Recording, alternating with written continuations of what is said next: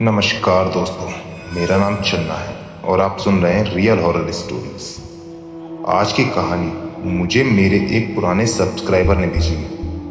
उन्होंने मुझसे खास तौर पर कहा है कि मैं उनका नाम और जगह का नाम किसी भी हालत में ना बताऊं, क्योंकि आज भी वह घर बेचने की कोशिश कर रहे हैं और नहीं चाहते कि उनकी पहचान सामने आए। उन्होंने मुझसे सिर्फ एक बात कही, चन्ना भाई, मेरी पहचान छिपाकर लोगों तक मेरी कहानी पहुंचा देना, ताकि भविष्य में कोई भी बिना पूरी जानकारी लिए कोई पुराना घर ना खरीद ले। दोस्तों, आज की कहानी किसी भूतिया हवेली या जंगल की नहीं है, बल्कि एक ऐसे साधारण से घर की है जिसके नीचे वर्षों से ऐसा राज दबा था जिसके बारे में उस परिवार को जरा भी अंदाजा नहीं था। अगर आपको सच्ची घटनाओं पर आधारित डरावनी कहानियां पसंद हैं तो वीडियो को अभी लाइक कर दीजिए, चैनल को सब्सक्राइब कर लीजिए और बेल आइकन दबाना बिल्कुल मत भूलिए, क्योंकि यहाँ हम ऐसी रोंगटे खड़े कर देने वाली कहानियां लेकर आते रहते हैं। तो आइए बिना देर किए शुरू करते हैं आज की खौफनाक कहानी, काल भैरव की अंतिम प्रहरी, घर के नीचे दबा शमशान। मेरा नाम रवि है। आज मेरी उम्र 42 साल है। पिछले कई सालों तक मैंने इस घटना के बारे में किसी को कुछ नहीं बताया। जब भी उस घर की याद आती है तो आज भी रातों की नींद उड़ जाती है। करीब 8 साल पहले मैं, मेरी पत्नी, मेरा 10 साल का बेटा और 7 साल की बेटी किराए के मकान में रहते थे। अपना घर खरीदना हमारा सबसे बड़ा सपना था। कई सालों की नौकरी, बचत और बैंक से लोन लेने के बाद आखिरकार हमें एक बड़ा, पुराना लेकिन बेहद सस्ता घर मिल गया। मुझे हैरानी हुई कि इतनी अच्छी जगह पर इतना बड़ा मकान बाकी घरों से आधी कीमत में क्यों बिक रहा था। जब मैंने प्रॉपर्टी दिखाने वाले आदमी से पूछा तो वह मुस्कुराकर बोला, बस मालिक जल्दी बेचना चाहते हैं। उसकी आंखों में कुछ अजीब था, जैसे वह पूरी बात छिपा रहा हो। मैंने ज्यादा ध्यान नहीं दिया। आखिर इतने सालों बाद अपना घर मिलने की खुशी हर शख्स से बड़ी लग रही थी। जिस दिन हम सामान लेकर वहां पहुंचे तो पूरे मोहल्ले में अजीब सी खामोशी थी। कुछ लोग अपने घरों की खिड़कियों से हमें देख रहे थे। एक बूढ़ी औरत ने दूर से मुझे देखा और धीरे धीरे सिर हिलाया और अपने दरवाजे के अंदर चली गई। उस समय मुझे लगा शायद नए लोग आए हैं, इसलिए सब देख रहे होंगे। घर बहुत पुराना था, लकड़ी के भारी दरवाजे, मोटी दीवारें, बीच में बड़ा सा आंगन और आंगन के बीचों बीच एक सूखा हुआ पत्थर का चबूतरा। मैंने सोचा शायद पहले यहाँ तुलसी का पौधा रहा होगा। शाम तक पूरा सामान जम गया। बच्चे अपने नए कमरों में खुश थे। मेरी पत्नी भी पहली बार अपने घर में कदम रखकर भावुक हो गई। उस रात हमने सोचा कि अब जिंदगी की नई शुरुआत होगी, लेकिन हमें क्या पता था असल में हमारी जिंदगी उसी रात खत्म होने की शुरुआत आ चुकी है। उस रात पहली बार अपने घर में सोने की खुशी अलग ही थी। रात के लगभग 10:30 बजे तक हम सबने खाना खाया। बच्चों ने नए कमरे में सोने की जिद की, लेकिन मेरी पत्नी ने कहा, पहली रात है, आज सब एक ही कमरे में सोते हैं। हम सब हंस पड़े। बाहर हल्की हल्की हवा चल रही थी। पुराने लकड़ी के दरवाजे से चर चर की आवाज कर रहे थे। मैंने उठकर सब दरवाजे और खिड़कियां अच्छी तरह से बंद कर दी। करीब 12 बजे तक पूरे घर में सन्नाटा फैल चुका था। नए घर की वजह से मुझे नींद देर से आई। पता नहीं कितनी देर बाद अचानक मेरी आंख खुल गई। मुझे ऐसा लगा जैसे आंगन में कोई बहुत धीरे धीरे चल रहा हो। टक टक टक। आवाज इतनी साफ थी कि लगा जैसे किसी ने भारी जूते पहन रखे हों। मैंने मोबाइल देखा। रात के 3:13 हो रहे थे। मैं कुछ देर चुपचाप सुनता रहा। आवाज फिर आई, टक टक, जैसे कोई आंगन का पूरा चक्कर लगा रहा हो। मैंने पत्नी को जगाना ठीक नहीं समझा। धीरे से उठकर कमरे का दरवाजा खोला। बाहर पूरा घर अंधेरे में डूबा हुआ था। मैंने टॉर्च जलाई मोबाइल की। अचानक आंगन बिल्कुल खाली था। हवा भी बंद थी, लेकिन जैसे ही मैं 2 कदम आगे बढ़ा, मेरे पैरों के नीचे राख जैसी कोई चीज आई। मैंने झुककर देखा। सफेद भूरी राख की एक पतली लकीर आंगन के बीच बने पुराने पत्थर के चबूतरे तक जा रही थी। मैंने सोचा शायद धूल होगी। मैं वापस कमरे में लौट आया। सुबह जब उठा तो सबसे पहले उसी जगह गया, लेकिन वहां कुछ भी नहीं था। न राख, न पैरों के निशान, जैसे कि रात की घटना कभी हुई ही ना हो। मैंने बात यहीं खत्म कर दी। 2 दिन तक सब कुछ सामान्य रहा। तीसरे दिन मेरी बेटी घर के आंगन में अकेली खेल रही थी। अचानक वह मुस्कुराने लगी। मैंने पूछा, क्या हुआ, किससे बात कर रही हो? वह मासूमियत से बोली, वो दादाजी है ना, वो जो इस पत्थर पर बैठे रहते हैं। उसने उंगली उसी पुराने चबूतरे की तरफ कर दी। मैंने देखा वहां कोई नहीं था। मैंने हंसकर कहा, यहाँ कोई दादाजी नहीं है। मेरी बेटी ने तुरंत जवाब दिया, आपको नहीं दिखते, लेकिन मुझे तो रोज दिखाई देते हैं। वो कहते हैं कि शाम होने के बाद इस पत्थर के पास मत आना। उसकी बात सुनकर मेरे शरीर में हल्की सी सिरहन दौड़ गई। मैंने उसे डांटा नहीं, बस अंदर भेज दिया। उस शाम पहली बार मैंने उस पुराने चबूतरे को ध्यान से देखा। पत्थर पर बहुत पुराने समय के कुछ निशान बने हुए थे, ऐसे निशान जिन्हें मैं समझ नहीं पाया था। रात को मैंने इंटरनेट पर उनके बारे में खोजने की कोशिश की, लेकिन कुछ पता नहीं चला। अगले दिन सुबह जब मैं दफ्तर जाने के लिए बाहर निकला तो सामने वाले घर के एक बुजुर्ग ने मुझे रोक कर बोले, बेटा, अगर मेरी बात मानो तो इस घर में ज्यादा दिन मत रहना। मैं चौंक गया। मैंने पूछा, क्यों बाबा, क्या बात है? उन्होंने इधर उधर देखा जैसे कोई सुन रहा हो, फिर बहुत धीमी आवाज में बोले, कुछ बातें जितनी देर छिपी रहें उतना ही अच्छा होता है। इतना कहकर वह तुरंत अपने घर के अंदर चले गए। मैं उन्हें आवाज देता रह गया, लेकिन उन्होंने पीछे मुड़कर भी नहीं देखा। उस दिन पहली बार मेरे मन में डर नहीं बल्कि एक सवाल पैदा हुआ।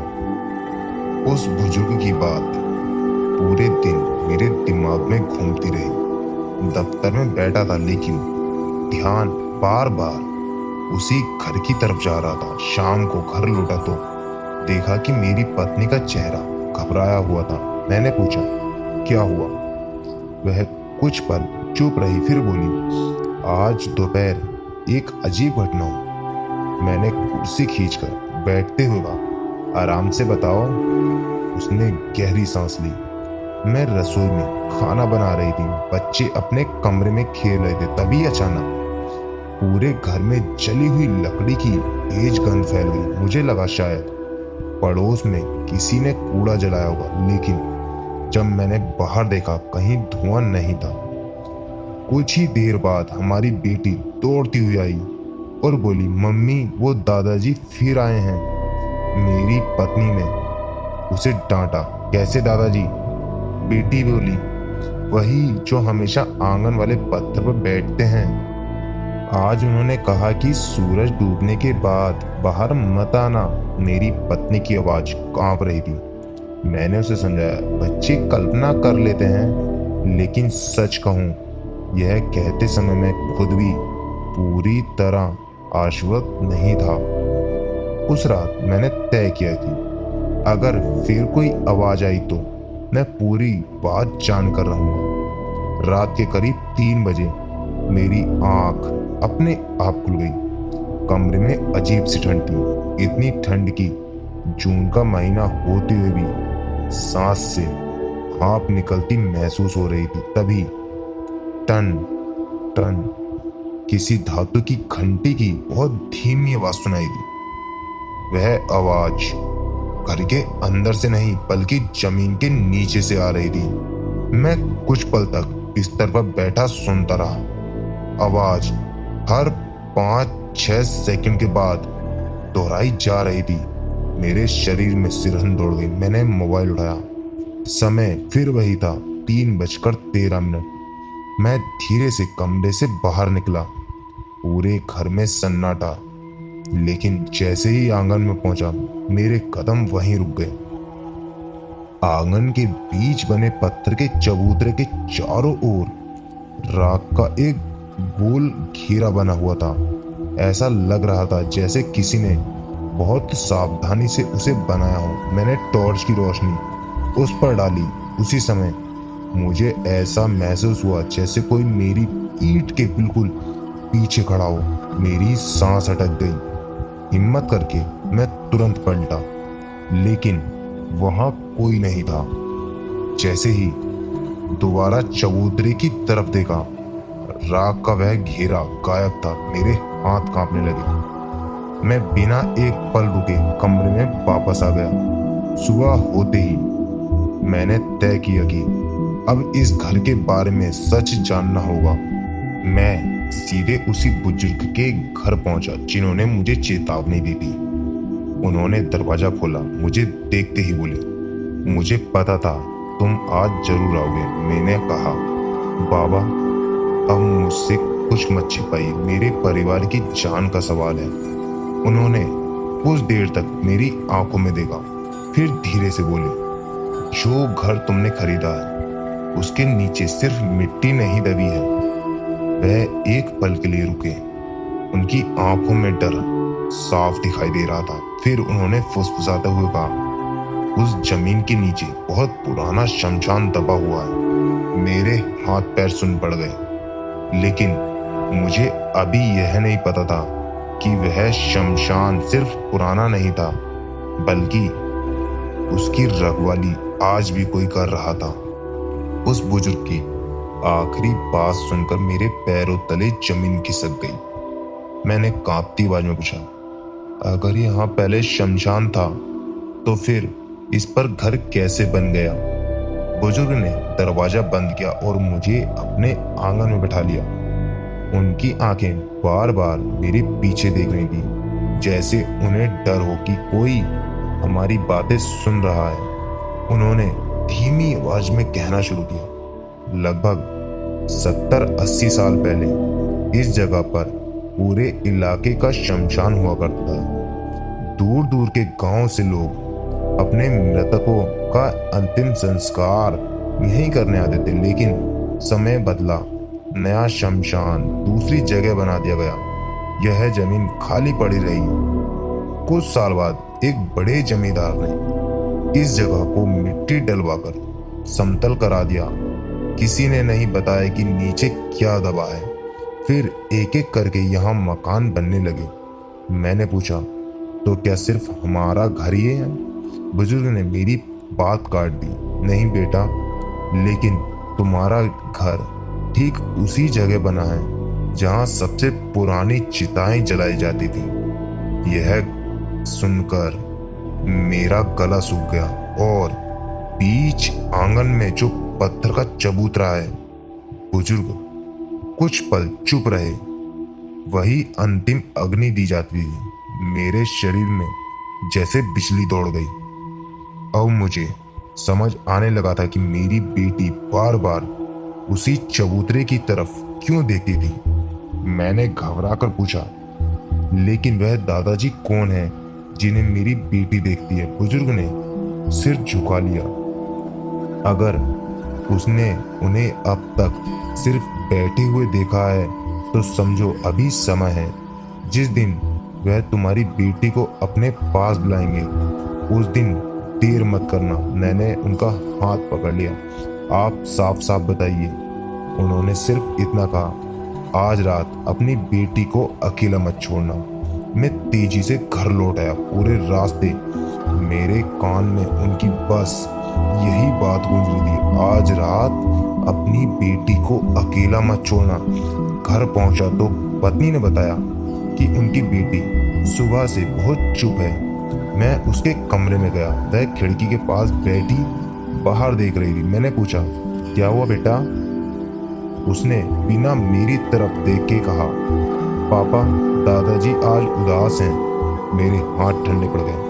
उन्होंने कहा, आज रात कोई आएगा। मैंने तुरंत पूछा, कौन आएगा? बेटी ने धीरे धीरे मेरी तरफ देखा। उसकी आंखों में अजीब सी गंभीरता थी। उन्होंने नाम नहीं बताया, बस इतना कहा कि जब काले बादल आए तब किसी भी हालत में दरवाजा मत खोलना। मैं कुछ बोल ही नहीं पाया। शाम होते होते अचानक मौसम बदल गया। आसमान पर काले बादल छा गए, तेज हवा चलने लगी। ऐसा लग रहा था जैसे कोई तूफान आने वाला हो। रात के 9 बजे ही पूरा इलाका अंधेरे में डूब गया। बिजली चली गई। मोमबत्ती जलाकर हम चारों एक ही कमरे में बैठ गए। किसी की हिम्मत नहीं हो रही कि अकेले बाहर जाए। तभी ठक, मुख्य दरवाजे पर किसी ने बहुत हल्की सी दस्तक दी। हम सब ने एक दूसरे की तरफ देखा, फिर दोबारा ठक ठक। पत्नी ने धीरे से पूछा, इतनी रात में कौन होगा? मैंने कोई जवाब नहीं दिया। मैं दरवाजे के पास पहुंचा ही था कि पीछे से मेरी बेटी जोर से चिल्लाई, पापा मत खोलिए, दादाजी मना कर रहे हैं। मैं वहीं रुक गया। बाहर से फिर दस्तक हुई, लेकिन इस बार उसके साथ एक बहुत धीमी आवाज भी आई, दरवाजा खोलो, मैं रास्ता भूल गया हूँ। वह आवाज किसी बूढ़े आदमी की थी। मेरे मन में आया कि शायद सच में कोई मुसाफिर होगा। मैंने कुंडी पकड़ ली। उसी समय घर के आंगन की दिशा से अचानक एक भारी गूंजती हुई कुत्ते के भौंकने की आवाज आई, इतनी भारी कि पूरा घर कांप उठा। और उसी पल दरवाजे के बाहर खड़ी वह आवाज हमेशा के लिए खामोश हो गई। पूरा घर फिर से सन्नाटे में डूब गया। मैंने खिड़की के छोटे छेद से बाहर झांकने की कोशिश की, लेकिन बाहर सिर्फ घना अंधेरा था। और उस अंधेरे में मुझे 2 लाल चमकती आंखें कुछ क्षण के लिए दिखाई दी, फिर सब कुछ गायब हो गया। उस रात हम में से किसी की भी आंख नहीं लगी, लेकिन हमें बिल्कुल भी अंदाजा नहीं था कि यह तो सिर्फ शुरुआत थी। जिस शक्ति ने पहली बार हमारे घर का दरवाजा खटखटाया था, वह अब बिना बुलाए अंदर आने का रास्ता ढूंढ चुकी थी। उस रात के बाद हमारे घर का माहौल पूरी तरह बदल चुका था। पहले जहां बच्चों की हंसी गूंजती थी, अब हर कोई धीरे धीरे बात करता था। ऐसा लगता था कि अगर जोर से बोलेंगे तो घर के अंदर कोई और भी हमारी बात सुन लेगा। सुबह हुई। मैंने हिम्मत करके मुख्य दरवाजा खोला। दरवाजा खोलते ही मेरी नजर जमीन पर पड़ी और मेरा दिल जोर से धड़कने लगा। दरवाजे के ठीक सामने राख की एक लंबी लकीर बनी हुई थी, लेकिन वह सामान्य राख नहीं थी। उसमें साफ साफ नंगे पैरों के निशान बने हुए थे। अजीब बात यह थी कि वे निशान घर के बाहर से अंदर नहीं आ रहे थे, बल्कि घर के अंदर से बाहर जा रहे थे। मेरी सांस अटक गई। अगर रात में कोई अंदर आया ही नहीं तो फिर ये निशान कैसे बने? मैंने पत्नी को आवाज दी। वह बाहर आई, लेकिन जैसे ही उसने राख देखी, उसका चेहरा पीला पड़ गया। वह कांपती आवाज में बोली, रवि, मैंने ये राख पहले भी देखी है। कहाँ? रसोई में 3 दिन पहले। मैं कुछ समझ नहीं पाया। हमने तुरंत पानी डालकर पूरी राख साफ कर दी, लेकिन उस दिन से घर के हर कमरे में जली हुई लकड़ी और चिता जैसी गंध आने लगी। उस रात मैंने तय किया कि अब मैं सोऊंगा नहीं। मैंने आंगन में एक कुर्सी डाल दी, हाथ में टॉर्च दी। मोबाइल में समय चल रहा था रात के 11 बजे, 12 बजे, 1 बजा, 2 बजे। सब कुछ बिल्कुल शांत था। मैंने सोचा शायद अब डर खत्म हो गया, लेकिन जैसे ही घड़ी में 3:13 हुए, आंगन की हवा अचानक बर्फ जैसी ठंडी हो गई।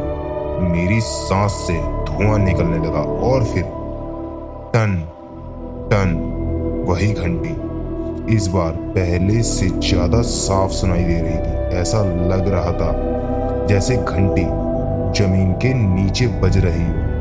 मैंने कान लगाकर सुना, आवाज बिल्कुल उसी पुराने पत्थर के चबूतरे के नीचे से आ रही थी। तभी चबूतरे पर अपने आप राख की एक पतली परत जमने लगी।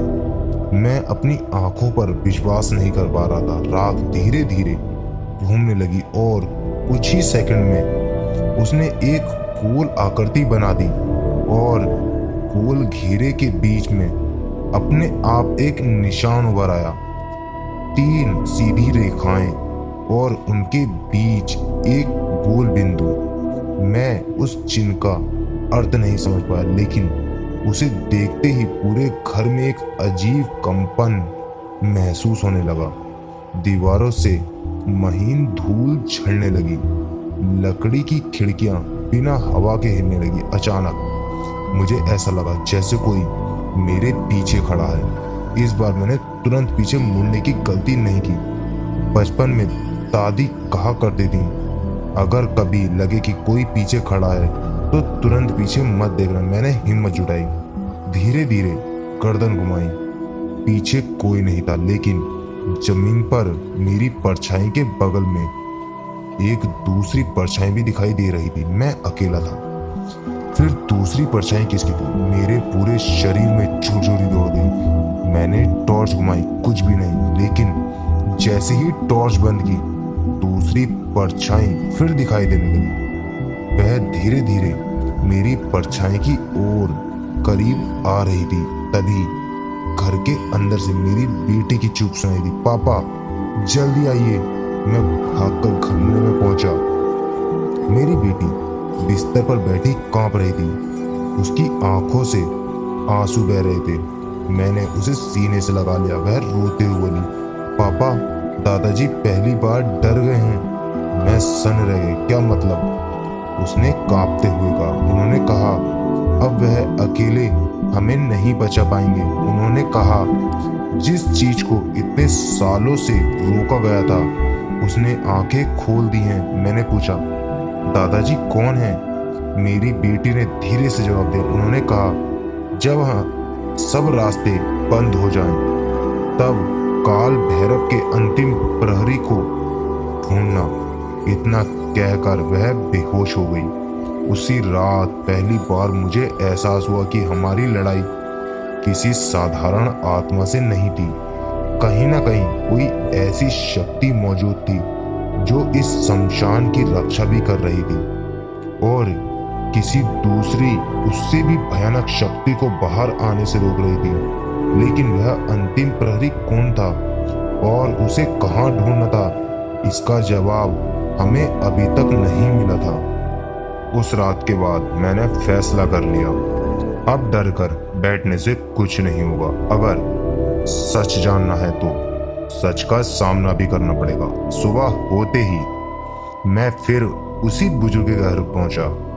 इस बार दरवाजा खुला था, लेकिन घर के अंदर अजीब सी खामोशी थी। मैंने आवाज लगाई, बाबा। कोई जवाब नहीं आया। मैं अंदर गया। चारपाई खाली पड़ी थी, चश्मा भी वहीं रखा था, लाठी भी दीवार से टिकी हुई थी, लेकिन बाबा कहीं नहीं थे। ऐसा लग रहा था जैसे कोई उन्हें एक पल में वहां से उठा ले गया हो। तभी मेरी नजर चारपाई पर रखे एक पुराने कपड़े के थैले पर पड़ी। उसके ऊपर कांपते हाथों से लिखा था, अगर तुम यह पढ़ रहे हो तो समझो मुझे बुला लिया गया है।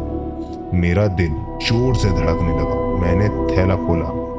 अंदर एक पुरानी डायरी थी डायरी के पहले पन्ने पर सिर्फ एक वाक्य लिखा था, शमशान कभी खाली नहीं होता, वहां सिर्फ रहने वाले बदलते हैं। मैंने अगला पन्ना खोला। उसमें उस जमीन का हाथ से बनाया हुआ नक्शा था। बीच में वही चबूतरा बना था और उसके नीचे लाल स्याही से लिखा था, यही द्वार है। मेरे हाथ कांपने लगे। द्वार? किस चीज का द्वार? मैंने जल्दी जल्दी आगे के पन्ने पलटे। अचानक एक पन्ने पर मेरी नजर रुक गई। उस पर लिखा था, जिस दिन किसी बच्चे को उस स्थान का प्रहरी दिखाई देने लगे, समझ लेना कि नीचे सोई हुई शक्ति जागने वाली है। उस समय किसी साधारण तांत्रिक के पास मत जाना, केवल काल भैरव के अंतिम प्रहरी को ढूंढना। मैंने पूरी डायरी पढ़ डाली। उसमें एक जगह का जिक्र था, घने जंगल के बीच एक प्राचीन टूटा हुआ मंदिर, जहां एक अघोरी कई वर्षों से साधना कर रहा था, लेकिन उसके नाम की जगह केवल एक शब्द लिखा था, प्रहरी।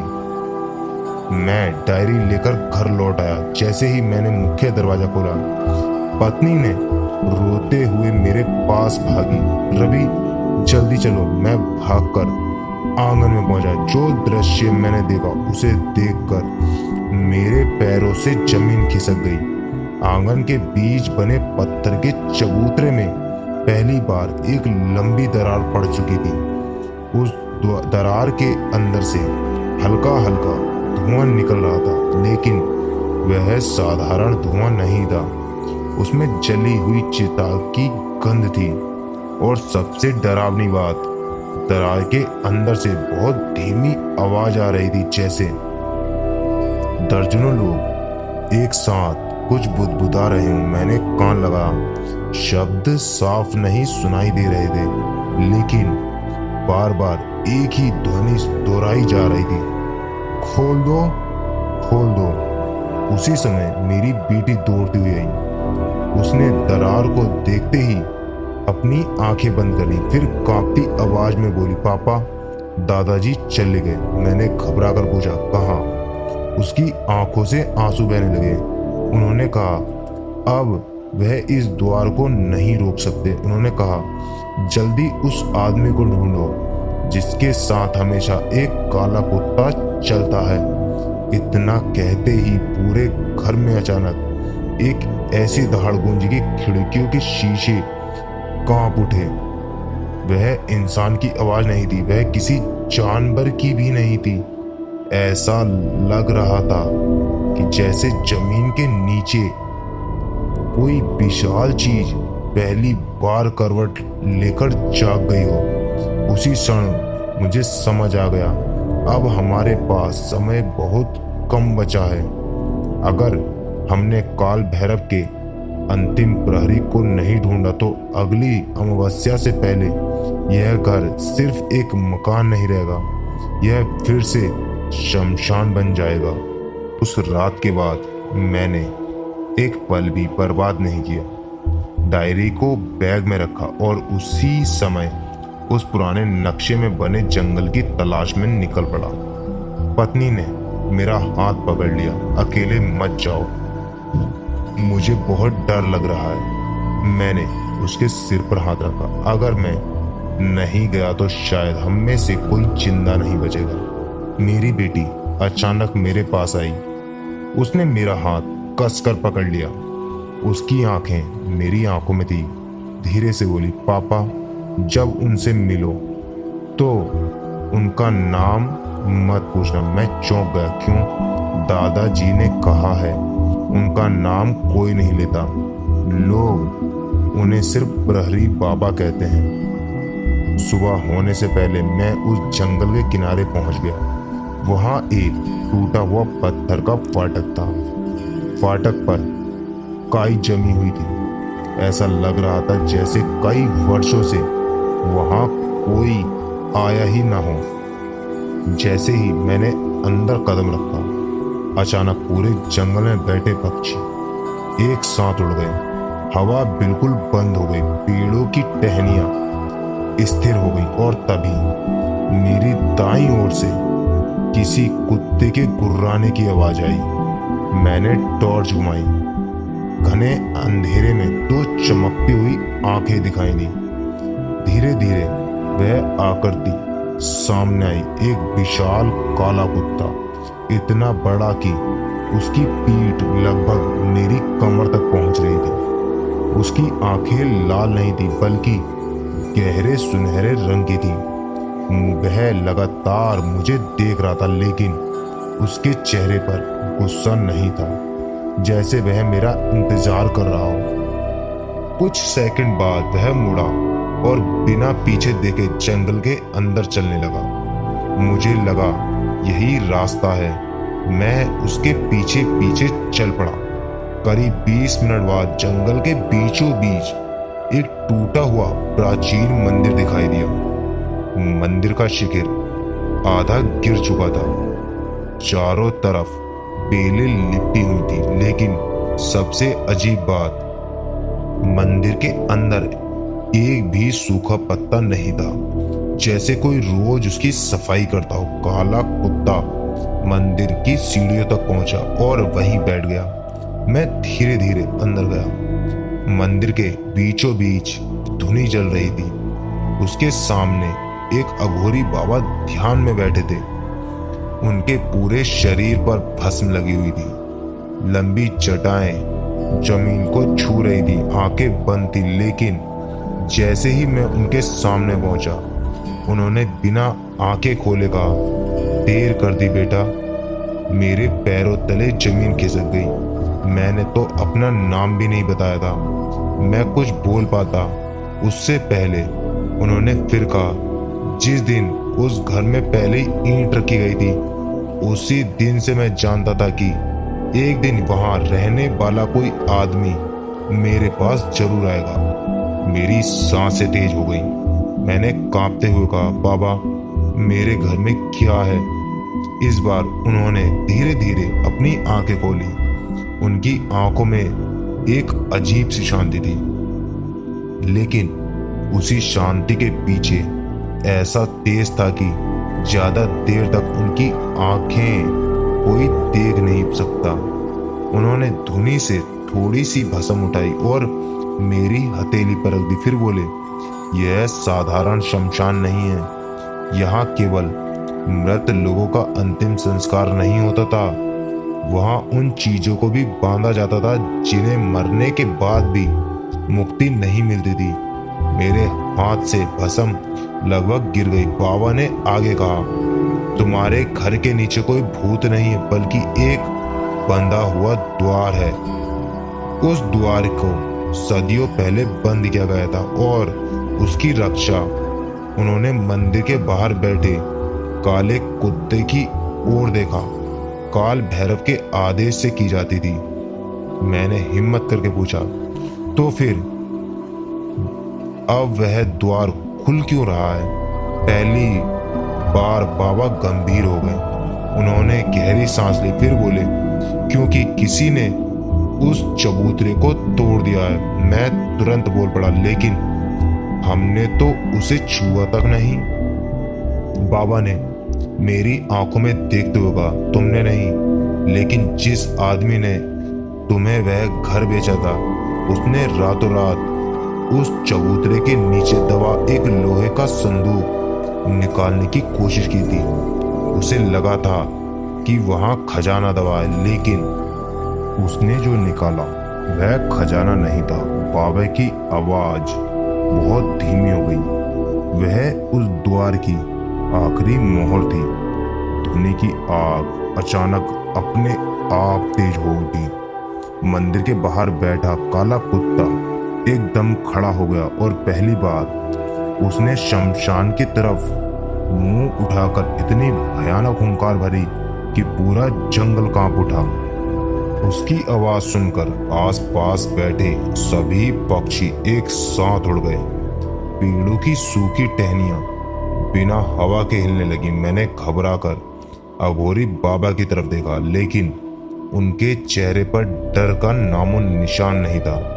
उन्होंने धीरे से धुनी में एक लकड़ी डाली और शांत स्वर में बोले, समय आ गया। मैंने कांपती आवाज में पूछा, किस बात का समय बाबा?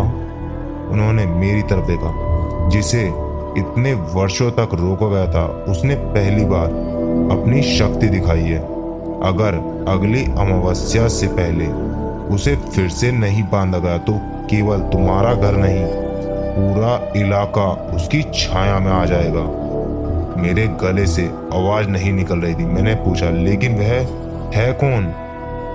बाबा ने कुछ क्षण आंखें बंद रखी, फिर बोले, हर शमशान में भटकती आत्माएं होती हैं, लेकिन कुछ जगह ऐसी भी होती हैं जहां सदियों पहले ऐसे लोगों का अंतिम संस्कार किया जाता था जिनकी मृत्यु साधारण नहीं थी। क्रोध, विश्वासघात और अधूरी प्रतिज्ञाएं, ऐसी भावनाएं कभी कभी एक ही स्थान पर इकट्ठी होकर एक अशुभ शक्ति का रूप ले लेती हैं। तुम्हारे घर के नीचे भी एक ऐसी शक्ति को बहुत पहले बांध दिया गया था। उसे किसी ने बनाया नहीं था, वह वर्षों की नकारात्मक से स्वयं बनी थी। मैं ध्यान से उनकी हर बात सुन रहा था।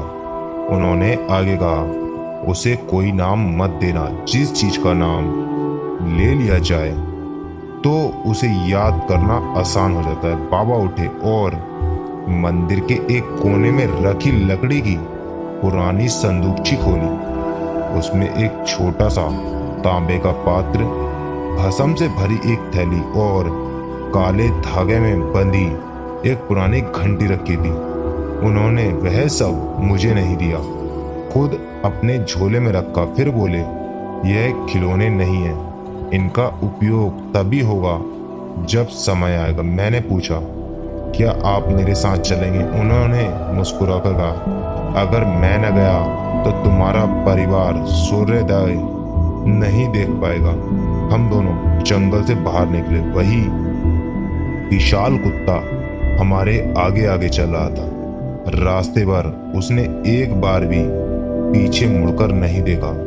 गांव के पास पहुंचते ही अजीब घटना हुई। जो भी आदमी उस कुत्ते को देखता वह तुरंत रास्ते से हट जाता। कुछ बूढ़े लोग तो दूर से ही हाथ जोड़कर खड़े हो गए, लेकिन उन्हें बाबा दिखाई नहीं दे रहे थे। एक बुजुर्ग ने मुझसे पूछा, बेटा क्या तुम्हें भी वह काला प्रहरी दिखाई दे रहा है? मैंने हाँ में सिर हिलाया। उन्होंने तुरंत कहा, तो जल्दी करो, वह किसी को यूं ही रास्ता नहीं दिखाता। जब हम मेरे घर पहुंचे तो शाम होने लगी थी। बाबा मुख्य दरवाजे पर रुके। उन्होंने घर के अंदर कदम नहीं रखा। पहले अपनी आंखें बंद की, फिर जमीन को हाथ लगाया। कुछ पल बाद उनका चेहरा गंभीर हो गया। उन्होंने मुझसे कहा, तुमने सच कहा था, मोहर टूट चुकी है। मैंने देखा आंगन के बीच बने चबूतरे की दरार अब पहले से कहीं ज्यादा चौड़ी हो चुकी थी। उसके भीतर से हल्का हल्का काला धुआं निकल रहा था, लेकिन इस बार धुएं के साथ बहुत धीमी रोने जैसी आवाज भी सुनाई दे रही थी। बाबा धीरे धीरे चबूतरे के पास गए। उन्होंने अपनी मुट्ठी में थोड़ी सी भस्म ली और दरार के ऊपर छोड़ दी। जैसे ही भस्म नीचे गिरी, पूरा चबूतरा जोर से कांप उठा।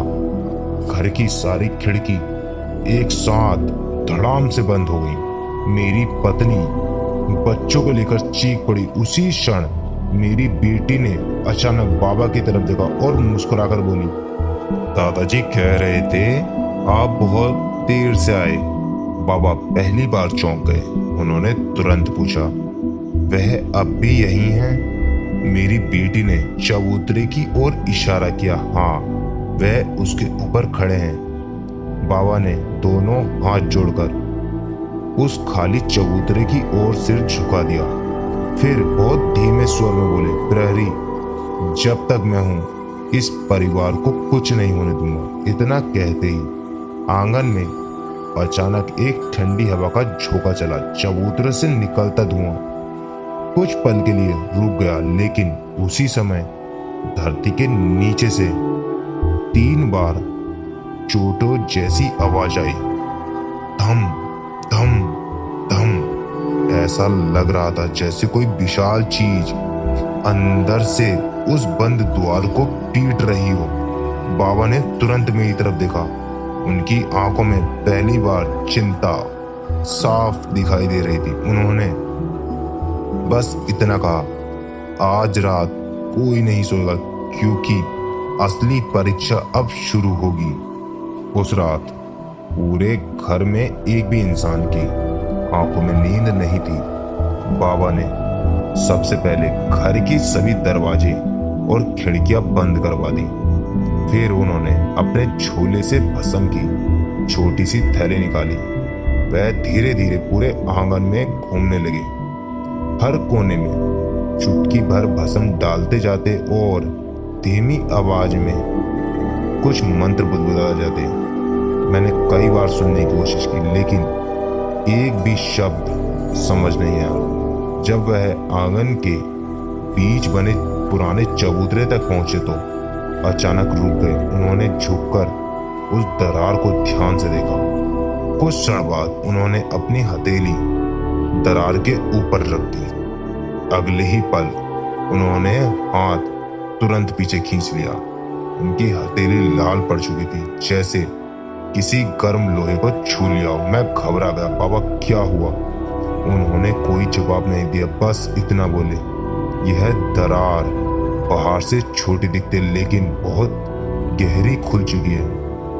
जितना मैंने सोचा था बात उससे कहीं ज्यादा गंभीर है। रात के लगभग 11:30 बजे अचानक पूरे घर में मिट्टी की सौंधी गंध फैल गई, लेकिन कुछ ही सेकंड बाद वही गंध जली हुई लकड़ी और राख की तीखी गंध में बदल गई। मेरी पत्नी ने तुरंत बच्चों को अपने पास बैठा लिया।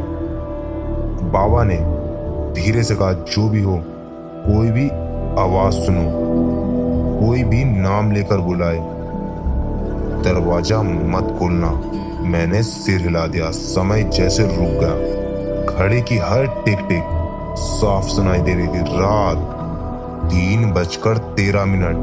जैसी ही घड़ी की सुई वहां पहुंची, पूरा घर एक बार हल्का सा कांपा। फिर आंगन के बीच वाले चबूतरे से टन टन वही घंटी बजने की आवाज आने लगी, लेकिन इस बार घंटी अकेली नहीं थी। उसके साथ किसी के बहुत धीरे धीरे चलने की आवाज भी आ रही थी। टक टक। ऐसा लग रहा था जैसे कोई चबूतरे के चारों ओर गोल गोल घूम रहा हो। मेरी बेटी ने अचानक मेरा हाथ कसकर पकड़ लिया। उसकी उंगलियां बर्फ की तरह ठंडी थी। उसने कांपते हुए कहा, पापा, आज दादाजी अकेले नहीं हैं। मेरे शरीर में सिरहन दौड़ गई। क्या मतलब? उसने चबूतरी की तरफ देखते हुए फुसफुसाकर कहा, आज उनके पीछे बहुत सारे लोग खड़े हैं। मैंने देखा, मुझे कुछ दिखाई नहीं दे रहा था, लेकिन उसी समय आंगन की मिट्टी पर अपने आप पैरों के निशान बनने लगे। एक नहीं, दो नहीं, दर्जनों। ऐसा लग रहा था जैसे अदृश्य लोग चुपचाप चबूतरे के चारों ओर खड़े हो रहे हों। मेरी पत्नी डर के मारे रोने लगी। मैं भी पहली बार पूरी तरह टूटने लगा था। तभी बाबा उठे।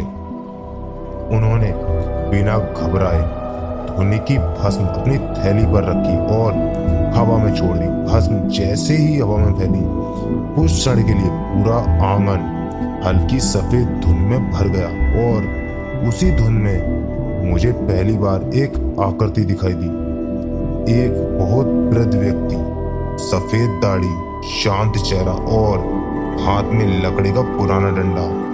वह उसी चबूतरे के पास खड़ा था। उसकी नजर बाबा पर थी। डर नहीं, मानो वह उसे पहचानता हो। बाबा ने तुरंत दोनों हाथ जोड़ लिए, धीरे से बोले, आपने इतने वर्षों तक अपना वचन निभाया, अब आगे का दायित्व मेरा है। अगले ही पल वह आकृति धीरे धीरे धुंध में विलीन हो गई, लेकिन उसके गायब होते ही धरती के नीचे से ऐसी गर्जना सुनाई दी कि पूरा घर हिल उठा पड़ा। धड़ाम! चबूतरे की दरार पहले से 2 गुनी चौड़ी हो चुकी थी। उसकी गहराई से इस बार सिर्फ धुआं नहीं बल्कि बर्फ जैसी ठंडी हवा निकल रही थी। बाबा ने पहली बार ऊंची आवाज में कहा, अब समय समाप्त हो गया। अगली रात हमें उस द्वार को फिर से बंद करना होगा। अगर हम असफल हुए तो यह घर नहीं, पूरा गांव उस अंधकार का हिस्सा बन जाएगा। इतना कहते ही घर के बाहर बैठा विशाल वाला कुत्ता अचानक खड़ा हुआ। उसने आकाश की ओर देखा और इतनी प्रचंड हुंकार दी, दूर मंदिर की घंटे की आवाज अपने आप गूंजने लगी। उस रात हम सब समझ चुके थे कि असली संघर्ष अब शुरू होने वाला है। घड़ी की सुइयां अभी भी रात के 3:13 पर जैसे थम गई थी। आंगन के बीच बना पुराना चबूतरा लगातार कांप रहा था। उसकी चौड़ी हो चुकी दरार से बर्फ जैसी ठंडी हवा निकल रही थी। हर कुछ सेकंड बाद धरती के भीतर से वही भयानक आवाज गूंजती, धम! पूरा घर हिल जाता। दूसरी आवाज, धम! दीवारों पर टंगी तस्वीरें कांप उठती, धम! ऐसा लगता जैसे कोई बहुत भारी चीज नीचे से बाहर निकलने की पूरी ताकत लगा रही हो। मेरी पत्नी बच्चों को अपनी बाहें में छिपाए बैठी थी। मेरे बेटे की आंखों में आंसू थे। मेरी बेटी चुपचाप चबूतरे की तरफ देख रही थी, जैसे उसे वहां कुछ दिखाई दे रहा हो। और उसी समय अघोरी बाबा ने अपना झोला खोला। उन्होंने उसमें से एक छोटा सा मिट्टी का पात्र निकाला और उसमें शमशान की भस्म रखकर चबूतरे के चारों ओर एक गोल घेरा बनाना शुरू कर दिया। मैंने पहली बार देखा, उनके हाथ बिल्कुल नहीं कांप रहे थे, मानो वे सब पहले भी कई बार कर चुके हों। घेरा पूरा होते ही उन्होंने मुझे सख्त आवाज में कहा, रवि, अब चाहे कुछ भी हो जाए, इस घेरे के बाहर कोई कदम नहीं रखेगा। अगर कोई निकला तो मैं भी उसे वापस नहीं ला पाऊंगा। मैंने बिना कुछ पूछे सिर हिला दिया। अचानक मेरी बेटी ने बहुत धीमी आवाज में कहा, पापा, दादाजी अब दिखाई नहीं दे रहे हैं। यह सुनते ही बाबा एकदम उसकी ओर मुड़े। क्या कहा तुमने? बेटी की आंखों में उसी खाली जगह पर टिकी थी। वो अभी यहीं थे, लेकिन कोई उन्हें अपने साथ नीचे खींचकर ले गया। पूरे घर में सन्नाटा छा गया। बाबा ने अपनी आंखें बंद कर लीं।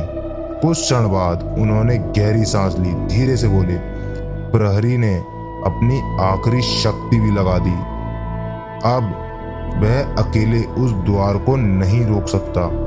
उसी समय चबूतरे की दरार के भीतर से एक अजीब आवाज आने लगी। पहले लगा जैसे कोई बहुत दूर से रो रहा हो, फिर वह आवाज धीरे धीरे साफ होने लगी। ऐसा लग रहा था जैसे सैकड़ों लोग एक साथ बहुत धीमी आवाज में बोल रहे हों, लेकिन शब्द समझ नहीं आ रहे थे। मैंने कान लगाने की कोशिश की, तभी बाबा जोर से चिल्लाए, नहीं, उनकी आवाज मत सुनो। मैं तुरंत पीछे हट गया। बाबा बोले, वह तुम्हें अपने पास बुला रहा है। जो उसकी आवाज सुन लेता है वह धीरे धीरे अपनी इच्छा खो देता। मेरे पूरे शरीर में सिरहन दौड़ गई। तभी घर की सारी खिड़की अपने आप खुल गईं। बाहर हवा बिल्कुल नहीं चल रही थी, फिर भी अंदर ऐसा तूफान उठा कि कमरे में रखा सामान इधर उधर उड़ने लगा। आंगन में रखा मिट्टी का दीपक एक पल के लिए बुझा, लेकिन अगले ही क्षण उसकी लो अपने आप फिर जल उठी। यह देखकर बाबा ने पहली बार मुस्कुराकर कहा, अभी आशा बाकी है। मैं कुछ समझ नहीं पाया। उन्होंने आंगन के बाहर बैठे एक विशाल काले कुत्ते की ओर देखा। वह अब भी चुपचाप दरार को घूर रहा था। बाबा ने धीरे से कहा, जब तक यह प्रहरी यहाँ बैठा है वह पूरी तरह बाहर नहीं आ सकता। लेकिन जैसे ही उनकी बात पूरी हुई, वह काला कुत्ता अचानक खड़ा हो गया। उसकी गर्दन के बाल खड़े हो गए। उसने एक कदम पीछे हटा, फिर दूसरा, और पहली बार उसने धीमी गुर्राहट की जगह दर्द भरी आवाज निकाली। बाबा का चेहरा एकदम बदल गया। उन्होंने तुरंत झोले से तांबे की छोटी घंटी निकाली। घंटी बजते ही पूरे घर में उसकी आवाज गूंजने लगी, टन टन टन। लेकिन उसी समय चबूतरे की दरार के भीतर से एक काला जला हुआ हाथ धीरे धीरे बाहर आया। उसकी उंगलियां जमीन पर रेंग रही थी, मानो वह किसी को पकड़ने के लिए रास्ता तलाश रहा हो। मेरी पत्नी की चीख निकल गई। मेरे बच्चों को लेकर पीछे हट गया। लेकिन बाबा अपनी जगह से नहीं हिले। उन्होंने भस्म की एक मुट्ठी उस हाथ की ओर फेंकी। भस्म जैसे ही उसे छुई, पूरे आंगन में ऐसी गर्जना गूंजी कि मेरे कान सुन हो गए। और उसी पल घर के बाहर बैठा काला प्रहरी इतनी जोर से दहाड़ा कि लगा पूरा आसमान कांप उठा। उसकी दहाड़ के साथ चबूतरे के ऊपर हवा में एक पल के लिए एक त्रिशूल जैसा चमकती आकृति दिखाई दी, और जला हुआ हाथ वहीं ठिठक गया। बाबा ने गहरी सांस लेकर कहा, आज की रात अभी खत्म नहीं हुई है, असली परीक्षा अब शुरू हुई है। उस जले हुए हाथ पर जैसे ही भस्म पड़ी, पूरे घर किसी भूकंप की तरह कांपने लगा। दीवारों में दरारें पड़ने लगी। आंगन के बीच बना चबूतरा एक तेज धमाके के साथ और टूट गया। धड़ाम। दरार अब इतनी चौड़ी हो चुकी थी कि उसके भीतर केवल अंधेरा ही अंधेरा दिखाई दे रहा था। वह साधारण अंधेरा नहीं था। ऐसा लग रहा था जैसे जमीन के नीचे कोई ऐसी जगह हो जहां कभी सूरज की रोशनी पहुंची ही ना हो। उस अंधेरे से एक के बाद एक जले हुए हाथ बाहर आने लगे, लेकिन वे पूरे शरीर नहीं थे, बस हाथ जो जमीन को पकड़कर बाहर निकलने की कोशिश कर रहे थे। मेरी पत्नी बच्चों को लेकर रोने लगी। मैं भी डर से सुन्न पड़ चुका था। लेकिन बाबा बिल्कुल शांत खड़े थे। उन्होंने अपनी आंखें बंद की, दोनों हाथ जोड़कर आकाश की ओर देखा और गंभीर स्वर में बोले, हे काल भैरव, यदि मेरी वर्षों की साधना सच्ची है, यदि मैंने कभी अधर्म का साथ नहीं दिया, तो आज इस निर्दोष परिवार की रक्षा कीजिए। इतना कहते ही घर के बाहर बैठा विशाल कुत्ता धीरे धीरे आंगन में आया। उसकी चाल में कोई घबराहट नहीं थी। वह सीधे टूटे हुए चबूतरे के सामने खड़ा होकर उसने पहली बार जोर से गर्जना की। बस उस अंधेरी दरार की ओर लगातार देखता रहा। अचानक पूरा घर गहरी खामोशी में डूब गया। ना हवा, ना आवाज, ना धरती का कंपन। कुछ पल के लिए ऐसा लगा जैसे समय रुक गया, और तभी मेरी बेटी धीरे से बोली, पापा, दादाजी वापस आ गए। मैंने कुछ नहीं देखा, लेकिन बाबा ने तुरंत दोनों हाथ जोड़ लिए।